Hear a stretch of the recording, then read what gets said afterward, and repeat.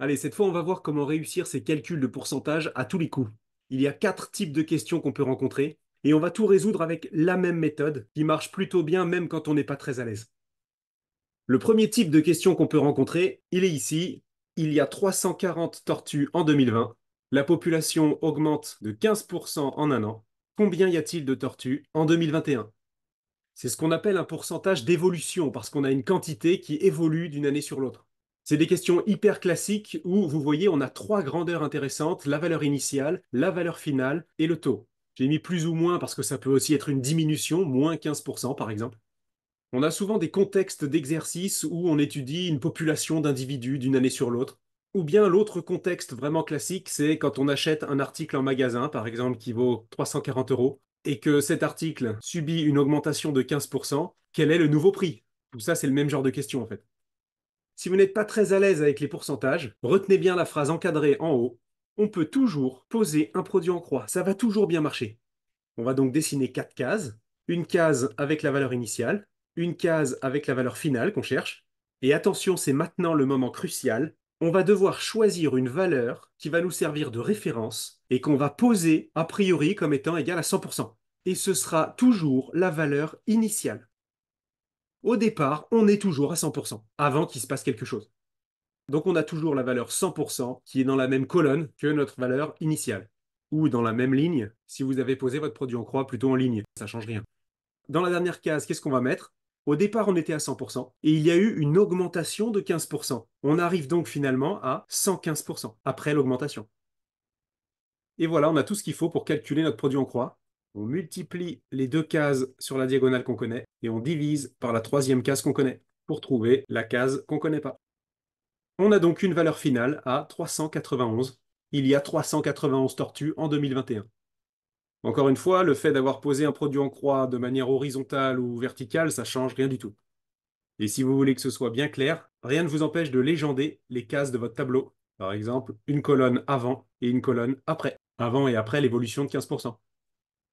Juste une petite remarque, quand on devient à l'aise avec les pourcentages, on fait souvent une autre méthode, parce qu'on sait qu'une augmentation de 15%, ça revient à multiplier par un coefficient multiplicateur de 1,15. Le 0,15 correspond à l'augmentation, et le 1 devant, c'est parce qu'on doit quand même garder toutes les tortues qu'on avait au départ. Elles sont toujours là à la fin. Les 15% supplémentaires vont s'additionner avec une fois notre quantité de départ quand même. Et si on applique le coefficient multiplicatif, on retrouve bien le même résultat. Ces coefficients multiplicatifs, ils sont très importants quand on est face à certains types de problèmes, mais ce n'est pas l'objet de la vidéo ici. Deuxième type de question qu'on peut rencontrer. On vous parle d'une diminution de 25%, donc on a toujours un pourcentage d'évolution. Mais cette fois, on vous donne le nombre de tortues après l'évolution. Il y a 405 tortues à la fin. Et la question, c'est combien il y avait de tortues avant l'évolution. Tout à l'heure, l'inconnu, c'était VF. Maintenant, l'inconnu, c'est VI, la valeur initiale. C'est pas si évident. C'est la variante la plus difficile, on va dire. Alors nous, on va faire notre méthode universelle. On peut toujours poser un produit en croix. Avant l'évolution, on a une certaine valeur initiale qui est notre inconnu, et après l'évolution, on a une valeur finale qui est de 405. La valeur initiale est notre valeur de référence, là aussi. On la pose a priori comme étant égale à 100%. C'est toujours la valeur initiale qui sert de référence. Et à la fin, si on a diminué de 25%, il nous reste combien de pourcents? Il reste 75%. 100 moins 25. Et voilà, on a tout ce qu'il faut. On calcule notre produit en croix et on trouve 540. On a bien diminué quand on est passé de 540 à 405 tortues. Vérifiez au moins que ça a diminué. Ça permet de détecter ses propres erreurs. Petit bonus pour ceux qui raisonnent avec les coefficients multiplicatifs, une diminution de 25% revient à multiplier par 1 moins 0,25, c'est-à-dire 0,75. C'est logique, si on a perdu 25%, il nous reste 75% de ce qu'on avait avant. Et on sait que 75% de la valeur initiale, ça doit être égal à 405, ce qui nous donne une petite équation, facile à résoudre, et on tombe bien sur 540. Mais encore une fois, c'est pas obligé, le produit en croix fonctionne très bien. Allez, le troisième type de question qu'on peut rencontrer, il n'y a pas trop de surprises, eh bien c'est quand l'inconnu est le taux d'évolution. Et donc dans ces cas-là, dans l'exercice, on vous donnera la valeur initiale et la valeur finale. Et bien là aussi, on pourra toujours s'en sortir avec un produit en croix. Avant, on a 300 tortues, après, on a 270 tortues. Et comme d'habitude, c'est la valeur initiale qui nous sert de référence et qui constitue nos 100% de départ. Et ce qu'on cherche cette fois, c'est quel est le pourcentage qu'on atteint à la fin. On calcule notre produit en croix et on obtient 90. Donc on est parti de 100% et on arrive finalement à 90%. On a donc eu une diminution de 10%. Voilà notre pourcentage d'évolution. Allez, en bonus encore une fois, pour ceux qui raisonnent plutôt avec un coefficient multiplicateur, qu'on va noter CM. On peut toujours écrire la même équation, c'est que la valeur initiale multipliée par le coefficient multiplicateur doit être égale à la valeur finale. Notre inconnu ici, c'est le coefficient multiplicateur, qui est égal au rapport de la valeur finale sur la valeur initiale, et donc à 0,9. Et quand on multiplie une quantité par 0,9, ça veut dire qu'on a diminué de 10%. On a perdu 0,1, donc 10%. On retrouve bien le même résultat. Mais je répète, cette deuxième méthode basée sur les coefficients multiplicatifs n'est absolument pas indispensable. On s'est très bien débrouillé sans avant en posant un produit en croix. Alors on a déjà vu 3 grands types de questions. Il nous reste un 4e type de question qui est un petit peu à part. C'est quand on vous demande une proportion.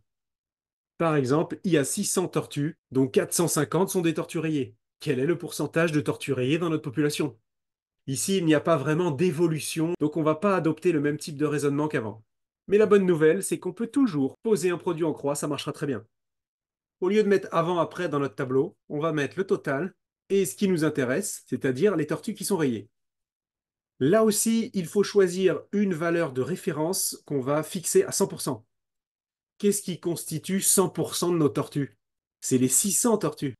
Et parmi ce 100% de tortues, il y en a un certain pourcentage qui sont rayées. C'est ça qu'on cherche.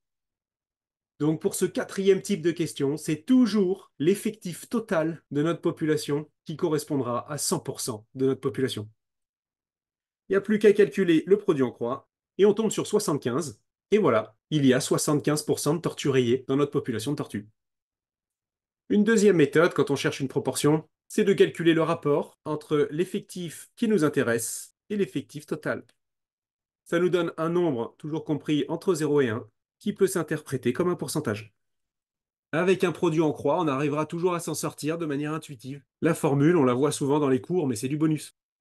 Je vous ai recopié ici les 4 types de questions qu'on peut rencontrer. Finalement, le plus compliqué dans tout ce qu'on a vu, c'est de mettre les 100% au bon endroit dans notre produit en croix, dans la bonne case. Et si vous avez bien compris tout ce qu'on a vu là, normalement, il n'y a plus beaucoup de questions qui devraient vous résister.